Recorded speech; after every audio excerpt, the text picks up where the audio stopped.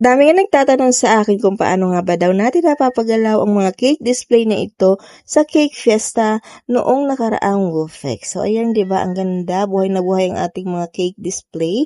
So ganito lang 'yon, kailangan lang po natin mag-download ng Grok application. So punta lang tayo dito sa Google Play Store and then i-download lang po natin ang Grok, Grok. Actually, nakapag-download na ako nito and then may update siya. So, i-update ko na lang siya. And then, after natin ma-update yan, so kapag na-download nyo na siya, punta lang kayo sa Grok application. Then, pag open nyo, ganito yung makikita nyo. Tapos, dito sa create videos, yan po yung i-click nyo para ma-direct kayo dito. And then, dito naman sa baba, sa may image button, click nyo po yan para ma-direct naman tayo doon sa photo gallery nitong ating cellphone. So, mamimili lang po tayo dyan kung ano yung image na gusto nating pagalawin.